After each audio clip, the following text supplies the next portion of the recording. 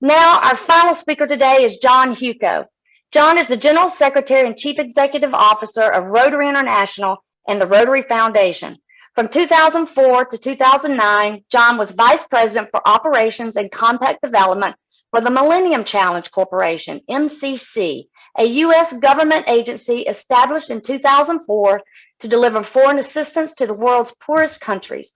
At MCC, he was the principal United States negotiator for foreign assistance agreements to 26 countries: Africa, Asia, South America, the Middle East, and the former Soviet Union. During his tenure, he completed the negotiation of assistance agreements totaling $6.3 billion to 18 countries for infrastructure, agriculture, water and sanitation, health and education projects. Prior to joining MCC, John was an international partner with the law firm Baker and McKenzie, specializing in international corporate transactions in emerging markets. He helped establish the firm's Moscow office and was the managing partner of its offices in Kyiv and Prague. While working in Ukraine in the early 1990s, John assisted the working group that prepared the initial draft of the new Ukrainian post-Soviet constitution and was a charter member of the first Rotary Club in Kyiv. John has been a public policy scholar at the Woodrow Wilson International Center for Scholars, an adjunct professor of law at Georgetown University, and a visiting scholar at the Carnegie Endowment for International Peace. He has published many papers and articles in leading U.S. and international publications and has spoken extensively on political and business issues dealing with the former Soviet Union, Central Europe, Africa, and Latin America. He is also a member of the Council of Foreign Relations. John holds a law degree from Harvard University, a master's in modern history from Oxford University, where he studied as a Marshall Scholar, and a bachelor in government and Soviet studies from Hamilton College in New York.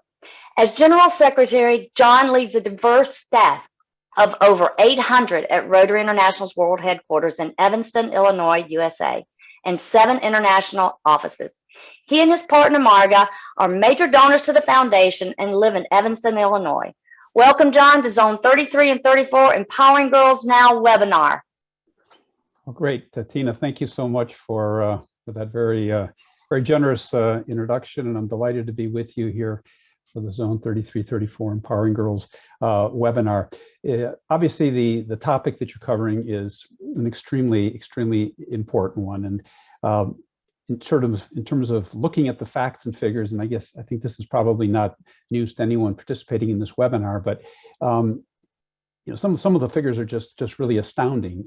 If women were to, for example, work in the workforce, participate in the workforce to the same extent that men do, it's estimated that would add up to 28 trillion. That's trillion with a T to annual global GDP. The world lacks up to 140 million women because of the preference for sons in certain parts of the world. In South Asia, 1 in 5 girls is moderately or severely underweight. Globally, 500 million women and girls lack adequate facilities to properly manage their menstrual hygiene. And of course, we have the issues of child marriage, female genital mutilation, violence against women. And for me, education in some ways is really the key to addressing many of these issues. Of the world's 960 million illiterates, 2/3 are women.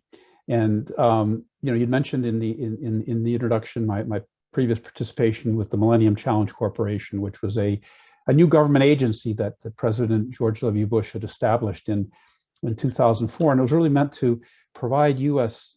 foreign assistance to developing countries in a kind of a new and innovative manner. And I was very fortunate I had a great job. I was the sort of principal U.S. negotiator for these assistance agreements that we had with our partner countries. And the way we chose countries that were eligible for MCC assistance was through the use of a number of third-party maintained indicators that focused on a country's movement toward democracy, their economic policies, their social policies, and their fight against corruption.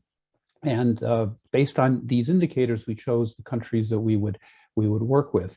And one of the key indicators was girls' primary school education rates. And it's really not surprising, because for me, if there's sort of one intervention, if you had to really choose one international development intervention, of course, there's many, many out there and many are being employed. But if you only had the funding or had to choose, I would choose girls' primary school education, because once the girls get educated, once education is introduced into the mix, many of these problems that I outlined and many others begin to get addressed. And so clearly the challenge is great. Again, girls and women face inequities, and as I mentioned, areas that include health and education, high levels of violence and poverty. And so I think that's why this President Shekhar's initiative, Empowering Girls Initiative, is so important. We're really encouraging clubs and districts to empower girls in all of the service initiatives they undertake. And on this webinar, we've seen a number of fantastic examples of Rotarians working with outside organizations, actually putting this call to action into practice. The initiative clearly aligns with the Rotary Foundation's areas of focus, the goals of Rotary International's action plan. And again, we can really increase our impact through doing the projects that protect, empower, and create equity for girls. So obviously, there's a slew of examples of what the projects could focus on. Again, ensuring access to water, sanitation, hygiene resources, supplying menstrual health and hygiene resources, access to basic education, as I mentioned, skills training and technology, and of course, as we Rotarians do these projects, we really encourage people to post what they're doing on Rotary Showcase, and we now almost have 2,073 to be exact, projects that have been entered on Rotary Showcase. So it's a terrific initiative, and I want to thank everyone who's participating in this webinar, because obviously you're here because you have an interest in this. Rotarians have really stepped up and taken this bull by the horns and are addressing this issue. And again, over 2,000 projects have now been posted on Showcase. And the good news is this is not a one and done initiative for just this Rotary year. Both President-elect Jennifer and Jennifer Jones and President nominee Gordon McAnally have indicated that they're going to continue to be committed to this initiative in their terms as president. So again, I want to thank all of you who are interested in this issue. It's an extraordinarily important issue.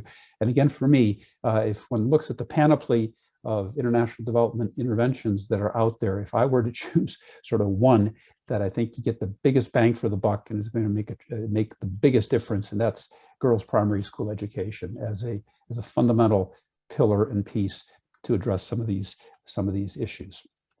Now, I was asked to talk a bit about the situation in Ukraine and Rotary's response to what's happening in Ukraine, and particularly how the Empower Girls Initiative could make a difference with the situation that we're seeing in Ukraine. Obviously, we're all seeing it on the news. Horrific, unprovoked war by Russia against Ukraine. The death, the destruction, the refugee crisis that's been created by this brutal, unprovoked war is simply staggering. I think we're all seeing on the news city after city getting literally bombed to the Stone Ages. We now have 12 million refugees in Ukraine, a country of 40 million. That's a huge number.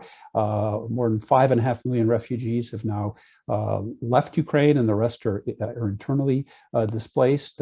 Poland, Hungary, Slovakia, Czech Republic, Romania, Bulgaria have Romania, Moldova faced the brunt of this, particularly Poland, which has now taken over 3 million refugees from Ukraine. Just a horrific situation. And I think the challenge is even exacerbated by the fact that 90% of these refugees that have left Ukraine are women and children, because the men are either have stayed back to fight or are not allowed to leave the country to join the territorial defense forces. And so we have an unprecedented tragedy unfolding in Europe, nothing like we've seen since the Second World War. And it's affecting not only obviously the men who are fighting, but it's affecting the women and children more than anything. They're the ones that are fleeing. They make up the bulk of the refugee crisis. And of course, that then triggers issues of child trafficking, those criminal gangs, all those issues that Central and Eastern Europe were facing before the war, obviously don't go away. So the crisis is extraordinary and is particularly acute with respect to women and children because they make up the vast majority of the refugees. Now, in terms of Rotary's response, I think here anyone who's a Rotarian can be extraordinarily proud of our organization. About 7 weeks ago, we established the Rotary Foundation established a disaster response fund for Ukraine. That fund was open through April 30th. In other words, any money which was contributed by April 30th to that account would be ring-fenced and earmarked for Ukraine. Obviously, that April 30th occurred a few days ago. That fund has over $13 million in it. And so that money will now be reserved and allocated for Ukraine. So any district in the world is eligible to apply for a grant of up to $25,000 to address refugee issues. In addition, Ukraine and the Rotary districts in Poland, Hungary, Slovakia, Moldova, Romania are able to get larger grants of $50,000 or $100,000. We've received grant applications totaling over $2 million. Now we've dispersed about $1 million and a half, and of course we still have another 11 million to go. And these grants can be used for food, medicine, shelter, training, protection against trafficking, anything dealing with the needs of the refugees, either in Ukraine or outside, particularly in the frontline countries. And finally, just let me close by really highlighting what our Rotarians in Ukraine have done. Obviously, the country is at war. It's being systematically destroyed by Putin and Russia and the Russian forces. Half of our Rotarians, from what I understand, have lost their jobs because of the war. And again, Rotary has been thriving and growing in Ukraine. They've had significant membership growth over the last 5 or 6 years. We have over 1,100 Rotarians in Ukraine. Half have lost their jobs. A third have had to flee or lost their homes. Many of them have had to send their families abroad, and yet they continue to meet virtually or in person. And most impressive and incredible is they continue to do fantastic projects. They've now received over $400,000 out of the disaster response fund. They get it, they spend it, buy the medications, buy the things that are needed, buy the firefighting equipment, whatever's needed in the local communities, they're there doing it. They've been very clever in setting up a micro grant system, whereas the grants they receive from the Rotary Foundation are then micro granted out to the various clubs. So almost all the clubs in Ukraine, whether they're functioning virtually or still meeting in person, are doing projects working to address the needs created by this horrific war. And in fact, the work that Rotarians have been doing has been so well received within the Ukrainian community writ large that it actually had an increase in membership during the course of this war. So in the midst of this brutal, terrible war, they're actually increasing Rotary membership in Ukraine. So we have a fantastic global initiative, the Empowering Girls. It's making a difference. Again, well over 2,000 projects have been at least identified and publicly posted, and I suspect there are many more. Rotary has responded in an incredible way with respect to the Ukrainian crisis, over $13 million raised, and our Rotarians around the world in terms of what they're doing hands-on has been incredible in Ukraine, the frontline countries, and elsewhere throughout the world. And again, this 13 million just represents what's come into the Rotary Foundation. I mean, we're aware anecdotally of significant efforts where funds are being contributed directly to the bank accounts of the relevant Rotary groups in Ukraine and in the frontline countries, where clubs and districts are gathering equipment, shipping it through their own channels, through their own mechanisms. And so the response has been absolutely incredible. We do have now a landing page on the website on Rotary.org, sort of one-stop shopping page, which talks about how you can donate. how you can apply for a disaster response grant for Ukraine, with a link to Showcase that features a number of the projects that are being done with respect to the Ukrainian crisis.